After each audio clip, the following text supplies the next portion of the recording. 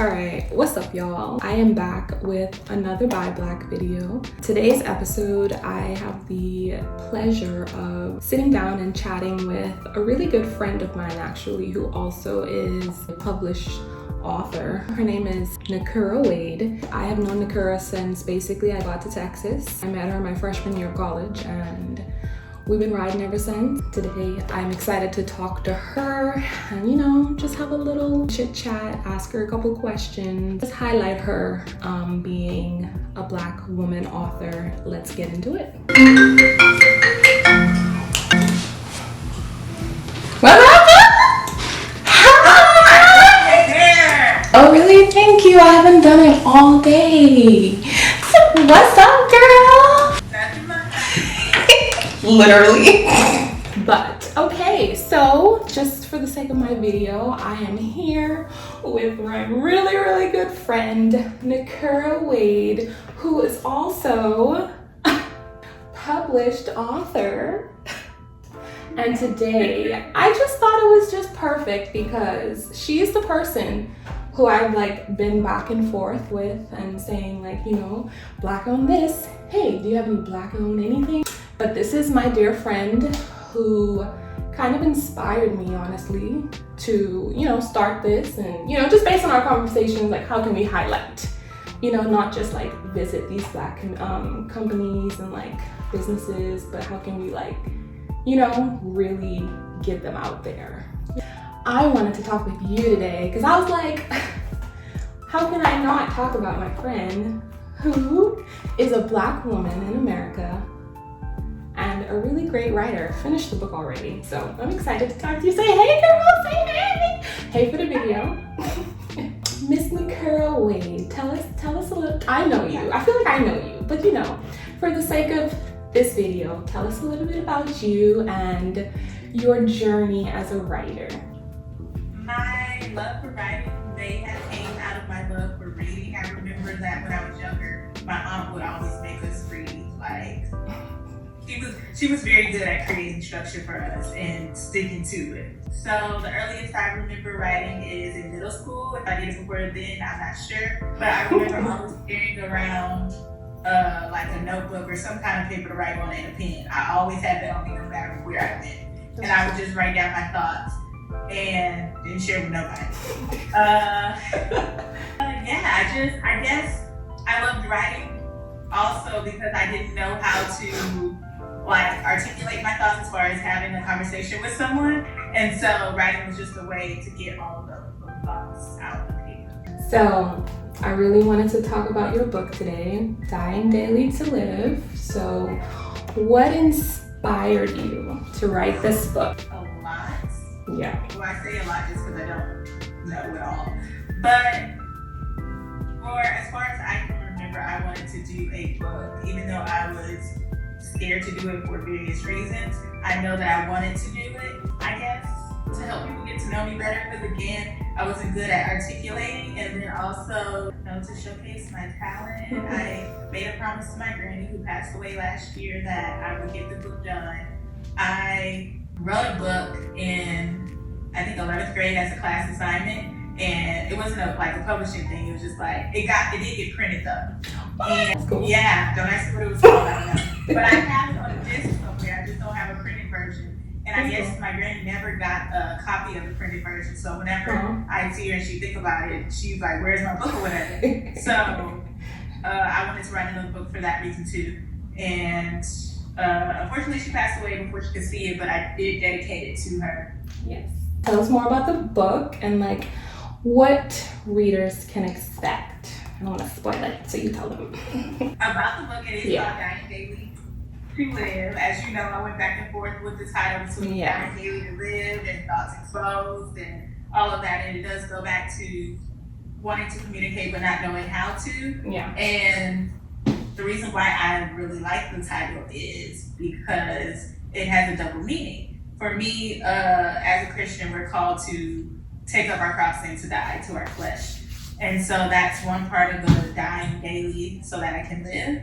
And then also the struggle and the passion of wanting to pursue my different passions, but for some reason there's an obstacle in my way that I find it hard time pushing through on. And so in that way also I'm dying daily to live in whatever area that I'm trying to pursue. Okay, well that was my next question. What does the title mean? So good on that. What can people expect? Yeah, what can they expect? Expect whatever you want to expect when reading a poem. Whatever you think it is, sure, Right. go with that. Go with it. Because I say it's the truth, but it's not the whole truth. Like it can start off Ooh, I like that. partially about me, but as you go on, it's not really about me anymore. So there's like a mixture of Sneaky. yeah. Mystery. I like that. Did you learn anything in the process of writing and putting together and publishing your first book? And if so, what did you learn? I learned that publishing a book, writing a book is a lot of work. Yeah. I learned that I am a hard worker when I persist. I learned that it helps to have other people helping you. Like you can't do it by yourself. For sure. I learned that if you persist, it will be worth it. Even like through wanting to give up so many times, be like, forget this book. I learned that something someone said to someone else before. They were saying that no matter if what you're doing goes well or not, you already have people that are in your corner.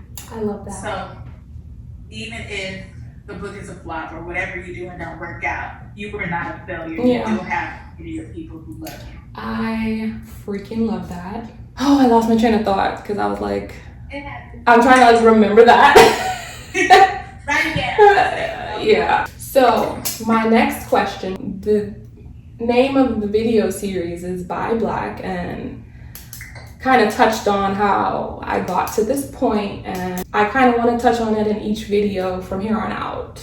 Whoever I speak with or whatever I cover, you know, just touch on how you feel based on how I saw myself getting to this point. I know during like this heightened time of racial tension and injustice and everything that's going on,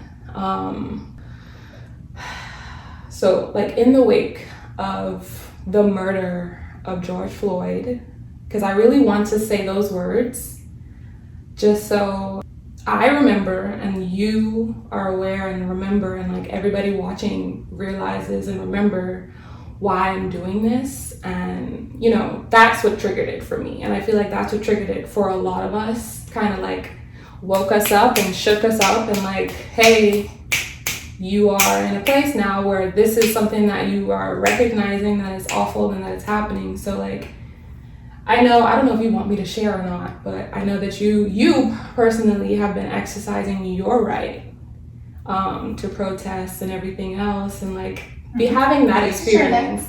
Okay, good. Because I know a lot of people like to keep it private, you know, for safety reasons or whatever else. So I don't know, but I just like, I know you've been exercising that right and you've had that opportunity and that experience. So I like wonder, and I want to know if as a writer, how has all of this now like impacted you as a writer, if at all? You gotta let me know if I actually answered the question. Here's my answer. I would say yes, because it motivated me to continue to write. Like with everything that's being highlighted, it made me think, of course, all the way back to slavery and how people died for Black people's right to live, to have freedom to do whatever we want to do. Literally anything. And like thinking about the book I wrote and the title of it, I was like, oh man, I wish I would have saved that title for like my next book with all the like stuff I'm thinking about writing now, but that's okay. I thought of something else. But yeah, it definitely motivated me to continue writing and to use my voice, even if I don't say the right thing. I do have a fear of misspeaking, and I come to realize like the way to get over that is to continue speaking and work through that fear, even if it doesn't get said the right way. Don't give up, go back and reword it or whatever. And people should be able to appreciate the learning process, because everybody has a starting point. Like people don't come out just being good at stuff. I mean, they can have a lot of talent at it, but even at the same time, you have a lot of a lot of ways that you still need to improve on that talent. Yeah. And so I think people really appreciate seeing other people try, especially when they know they're genuine in doing so. My favorite poem in your book. You have a favorite poem? I have a favorite poem, girl. I got done reading and I like read it over and over and I was like, girl. So you want to say what yours is first, or you want to know what my favorite is? Okay. So the poem is called Too Divisible. And I was like, it sat with me. And I don't know, I want to talk about it, but I don't want to spoil your book. It's okay. It's on page 57. Okay.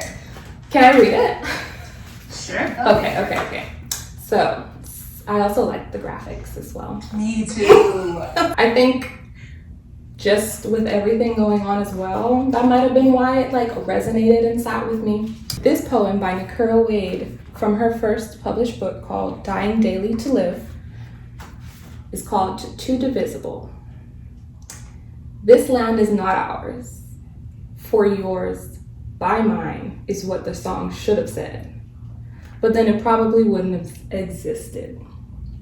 Standing as one is difficult. When you're cut off at the knees and labeled disrespectful, liberty and justice for those who don't pose a threat. Being colored dangerous by a system immediately put on guard by our melanin. We just want to hear a different tune with lyrics that aren't just words of how grateful we ought to be. Not another sing-along without a rhythm change. We don't want easy. We want freedom and equality, girl. Okay. No, you did your thing, okay? Like, so, I don't know. And I marked that poem before I even like started to think about this video. So I was like, everything had happened and I read that poem and I was just like, this is literally what I want everybody else to see, you know, like this is what I want everybody else to feel. And I'm like, it just connected so well even before I realized that I would be doing this video, because I was like, I remember my favorite poem, and then I went and read it and I was like, it's just like really profound for this time. Now you have to tell us what your favorite poem is, if you have a favorite. Like, do writers have favorites? I think so. I would ask the poet what was their favorite poem, and they had one. Okay. For me, it's hard for me to choose. I can't choose now. I don't have just one favorite. What if for some of them? What if I make you? If you make me, how many favorites you choose? Let's go with top 3. Yes. Okay, I think I can do that. Okay. And no specific order. No specific order. Okay, and I have to try not to look at the pictures while I'm picking, because then I'll be like, ooh, I really like that picture.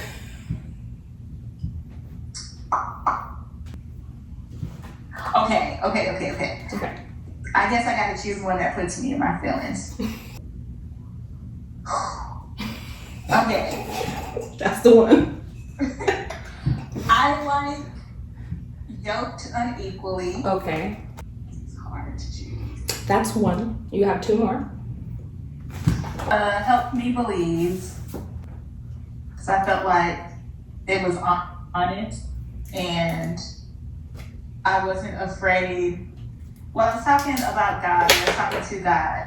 And I feel like sometimes people are afraid to talk to God a certain way because it may be offensive. But I can handle your anger. Literally. I guess I would, man. I guess it's difficult to pick out of 60 poems. And this is just the 60 that we know of. Hey, man, if I have to choose, Yeah.